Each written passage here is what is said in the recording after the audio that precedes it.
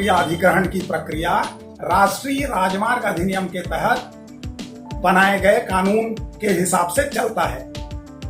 अब राष्ट्रीय राजमार्ग अधिनियम ने जो अधिग्रहण का कानून बनाया है वो बहुत छोटा सा कानून है, मगर बहुत प्रभावी कानून है। उसको समझने में कोई गलती करते हैं तो बिल्कुल गड़बड़ झाला हो जाने की स्थिति निर्मित होगी। आपको क्लियरली राष्ट्रीय राजमार्ग अधिनियम के तहत जो कानून बनाए गए हैं उसको जानना आवश्यक है। माय लॉर्ड, कानून से चले जी, दिक्कत यही हो रही है कि कानून से नहीं चलते तो उसमें फिर face to face and person to person difference हो जाता है। सुना आपने जस्टिस महोदय ने क्या कहा। होता यही है, राष्ट्रीय राजमार्ग के तहत भूमि अधिग्रहण और सामान्य भूमि अधिग्रहण दोनों के बीच में थोड़ा सा अंतर होता है। भूमि अधिग्रहण कानून और दूसरे भूमि से संबंधित कानून के बीच में बहुत सारा अंतर होता है। सामान्यतया व्यक्ति भूमि अधिग्रहण कानून को समझे बिना भूमि संबंधी जो कानून है या सिविल प्रक्रिया के जो कानून है उसके तहत भूमि अधिग्रहण विवादों में अपना मानसिकता तय करता है और उसी के आधार पर अपने किसी प्रॉब्लम को सॉल्व करने की बात सोचता है, जिसके कारण विधिक प्रक्रिया में परेशानी आती है और जो भूमिधारी है उसको अधिग्रहण की प्रक्रिया लेंदी लगती है और अधिग्रहण की प्रक्रिया को वह गलत बतलाता है।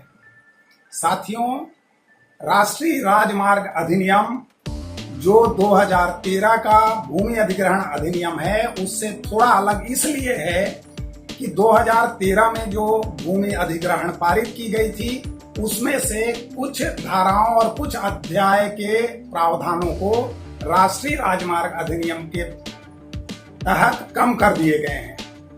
इस कारण जब सड़क नेशनल हाईवे के निर्माण के संबंध में कोई अधिग्रहण अधिकारी करता है तो उसकी सारी प्रक्रिया, अधिग्रहण की प्रक्रिया राष्ट्रीय राजमार्ग अधिनियम के तहत बनाए गए कानून के हिसाब से चलता है। अब राष्ट्रीय राजमार्ग अधिनियम ने जो अधिग्रहण का कानून बनाया है वो बहुत छोटा सा कानून है, मगर बहुत प्रभावी कानून है। यदि आप मूल जो 2013 का अधिग्रहण कानून है और राष्ट्रीय राजमार्ग अधिनियम का कानून है उसको समझने में कोई गलती करते हैं तो बिल्कुल गड़बड़ झाला हो जाने की स्थिति निर्मित होगी। आपको क्लियरली राष्ट्रीय राजमार्ग अधिनियम के तहत जो कानून बनाए गए हैं उसको जानना आवश्यक है।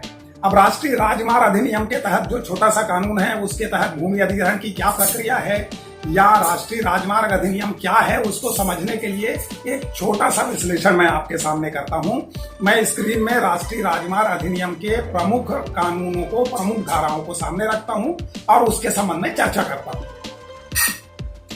राष्ट्रीय राजमार्ग अधिनियम या नेशनल हाईवे एक्ट 1956 में बनाया गया था और इसका जो प्रमुख प्रावधान है उसमें से आपको जानने लायक जो प्रावधान है वो 3A है।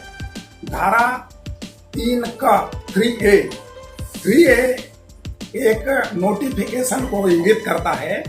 यदि सरकार, केंद्रीय सरकार को यह भरोसा हो जाता है कि आपकी भूमि राष्ट्रीय राजमार्ग बनाने के लिए अधिग्रहण योग्य है तो प्रारंभिक रूप से केंद्रीय सरकार सर्वे कराती है और सर्वे कराने पे संभावित जो भूमिधारी हैं, जिनकी भूमि है जो इस राजमार्ग को बनाने के लिए प्रभावित हो सकती हैं, ऐसे संभावित भूमिधारियों का नाम और उनका खसरा नंबर यानी भूमि का जो नंबर है उसके साथ एक नोटिफिकेशन का प्रकाशन किया जाता है जो केंद्रीय सरकार के गजट में प्रकाशित होता है और स्थानीय भाषा के स्थानीय क्षेत्र में प्रसार वाले 2 न्यूज़पेपरों में भी प्रकाशित होता है। यह प्रारंभिक अधिसूचना कही जाती है जिसको 3A का नोटिफिकेशन कहा जाता है। तो अर्जित भूमि में हितबद्ध सभी व्यक्तियों का नाम और वो भूमि का नंबर उसमें रहता है और उस नोटिफिकेशन में दावा आपत्ति मंगाई जाती है कि भाई आपकी जमीन सड़क बनाने के लिए अधिग्रहित की जानी है, तो आपको इस संबंध में किसी भी किस्म का दावा आपत्ति है तो वो एक नियत तारीख है जो 21 दिन की है। हालांकि मैं छत्तीसगढ़ में प्रैक्टिस करता हूं और मैं देखता हूं कि भूमि अधिग्रहण अधिकारी हैं वो इसके लिए बिल्कुल सिंसियर नहीं रहते। कोई 21 दिन का नोटिफिकेशन के बाद दावा आपत्ति का पालन होता है। नेशनल हाईवे उनको पत्र लिखती है, तब जाके उनको समझ में आता है और वो फिर दावा आपत्ति के लिए गाँव में इश्तेहार या कोटवार के थ्रू सूचना पहुंचाकर दावा आपत्ति आमंत्रित करते हैं। अब दूसरा जो कानून है 3B कहता है सर्वेक्षण और प्रवेश के बारे में बतलाता है। यानी आपकी जो भूमि संभावित भूमि 3A के तहत अर्जित करने के लिए जो नोटिफिकेशन जारी हुआ है, उन नोटिफिकेशन के भूमियों को उसका सर्वेक्षण किया जाता है। यानी नाप जोख होता है कि हाँ भाई यहीं से एग्जैक्ट रोड जाएगा और रोड के बाद इतना एरिया पाई यानी एडिशनल संरक्षण के लिए या काम के लिए या राष्ट्रीय राजमार्ग के किसी और कार्य के लिए अधिग्रहित की जानी आवश्यक है कि नहीं, ये सही तरीके से नाप जोख 3B के तहत होता है। और 3B केंद्रीय सरकार या राज्य सरकार के अधिकारियों को यह अधिकार देता है कि वो आपके जमीन में प्रवेश कर सके और नाप जोख कर सके। फिर आता है 3C आक्षेपों की सुनवाई के लिए बनाया गया है। यानी जो मैंने बताया आपको 3A के तहत नोटिफिकेशन जारी हुआ है, उसमें कोई आक्षेप है, आपका नाम विलोपित कर दिया गया है, किसी और का नाम लिख दिया गया है, आपका भूमि का जो रकबा है वो नोटिफिकेशन में यदि गलत लिखा गया है, जो भी 3A से संबंधित आपको आपत्ति है उसकी सुनवाई 3C के तहत भूमि अधिग्रहण अधिकारी सुनता है।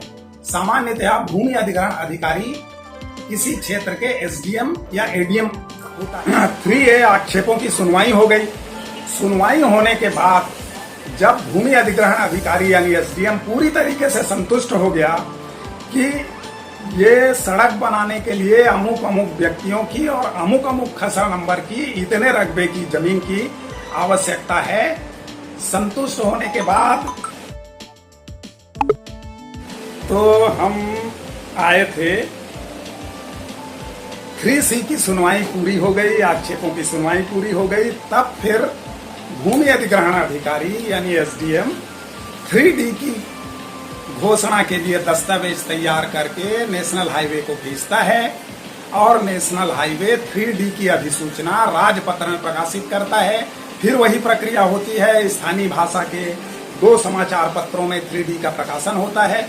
उस 3D के प्रकाशन में एग्जैक्ट वो जमीन और भूमिधारी का नाम आक्षेप के बाद जो फाइनल हुआ रहता है वो प्रकाशित हो जाता है।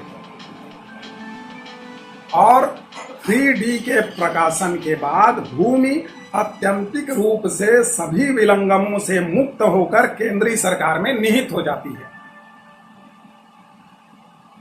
अब एक प्रावधान और है 3D के प्रकाशन में कि 3A के प्रकाशन के 1 साल के भीतर 3D का प्रकाशन होना है। 1 साल के अंदर में 3D का प्रकाशन किया जाता है। अब 3E जो है, 3E उस भूमि पर कब्जा लेने के संबंध में है। 3D के प्रकाशन से भौतिक रूप से यानी डीम्ड टू पोजेशन हो जाती है। फिर 3E में नेशनल हाईवे के स्टाफ लोग या उसके ठेकेदार आते हैं और आपके जमीन पे कब्जा ले लेते हैं, भौतिक कब्जा ले लेते हैं। तो 3F नेशनल हाईवे को आपकी भूमि में प्रवेश का अधिकार प्रदान करता है कब्जा लेने के बाद। 3G जो है प्रतिकर के रूप में संदेह रकम का अवधारण 3D के अधिसूचना के प्रकाशन के बाद जो भूमि अधिग्रहण अधिकारी है वो अवार्ड पारित करता है। अवार्ड पारित करने में वह यह निर्धारित करता है कि आपकी भूमि जो अधिग्रहित है उसके प्रतिकर के रूप में क्या रकम होनी चाहिए, और वो प्रतिकर के रकम का जो अवधारण है वो 3G के तहत होता है। अब आपको 3G के तहत जो प्रतिकर का अवधारण भूमि अधिग्रहण अधिकारी के द्वारा किया गया है उससे आप संतुष्ट यदि नहीं है तो आपको केंद्रीय सरकार द्वारा नियुक्त किए गए मध्यस्थ के पास अपनी आपत्ति प्रस्तुत करनी होती है। फिर आगे बढ़े तो 3H में रकम का जमा किया जाना और संदाय किया जाना है। 3H के तहत नेशनल हाईवे सरकार के खजाने में जितना अधिग्रहण के लिए जो मुआवजा की राशि है वो जमा कर देता है और भूमि अधिग्रहण अधिकारी को उस पैसे को भूमिधारी को प्रदान करना होता है। यह जो है 3H में दिया गया है। अब ये भूमि के कब्जा लेने के पहले देना होता है। भूमि के कब्जा लेने के पहले प्रतिकर का भुगतान और कब्जा लेने के संबंध में जो कानून है उसके बारे में भी कभी समय मिलेगा तो चर्चा करेंगे कि यह समय सीमा क्या है, या इसके संबंध में हाई कोर्ट और सुप्रीम कोर्ट में कौन कौन से जजमेंट और रूलिंग पास हुए हैं, इस पर भी अभी कभी हम समय मिलेगा तो चर्चा करेंगे। अब स्थिति इस केस में यह होती है कि जो 3D का पब्लिकेशन है और जो भूमि अधिग्रहण अधिकारी के द्वारा पारित अवार्ड है उसमें आपको कोई आपत्ति है तो उस आपत्ति के निराकरण के लिए आप कहां जाएंगे? तो नेशनल हाईवे स्पष्टतया आपको केंद्रीय सरकार द्वारा नियुक्त किए गए मध्यस्थ के पास जाने की सलाह देता है। यानी प्रावधान ही है कि आपको मध्यस्थ के पास पहले जाना है। अब मध्यस्थ कौन होता है? मध्यस्थ होता है सामान्यतया संभाग का जो आयुक्त है वो मध्यस्थ होता है। यानी कमिश्नर को केंद्र सरकार नेशनल हाईवे एक्ट के तहत मध्यस्थ नियुक्त करती है, कमिश्नर को आर्बिट्रेटर नियुक्त करती है। तो आपको आर्बिट्रेटर के पास 3D के पब्लिकेशन के बाद या अवार्ड में कोई विसंगतियां है इसके खिलाफ मध्यस्थ के पास जाना होता है। तो जज साहब इस केस में जो कानून के तहत चलें करके जो बोल रहे थे उसके पीछे कारण यही है कि नेशनल हाईवे एक्ट आपको कानून के तहत यानी धाराओं के तहत मध्यस्थ के पास आने की बात कहता है। जब आपको 3A के तहत नोटिफिकेशन जारी हुआ है तो किसके पास जाना है यह एक्ट स्पष्ट करता है। 3D के तहत यदि आपका नोटिफिकेशन जारी है तो किसके पास जाना है यह स्पष्ट करता है। अवार्ड पारित हो गया है तो किसके पास जाना है यह आपको नेशनल हाईवे एक्ट बताता है। अब आपको जानकारी ही नहीं है कि 3A का पब्लिकेशन कब हुआ, 3D का पब्लिकेशन कब हुआ। आप चले आ रहे हैं कि पटवारी ने साहब ऐसा कर दिया, RI ने साहब ऐसा कर दिया, SDF ने ऐसा कर दिया। तो ये मुंह में बोलने से नहीं होता। न्यायालय को दस्तावेजी साक्ष्य चाहिए रहता है और दस्तावेजी साक्ष्य के बिना न्यायालय किसी भी बात को नहीं सुनती। ऐसा है तो आप आवेदन करते रहिए, सालों साल कलेक्टर SDM पटवारी के पीछे घूमते रहिए।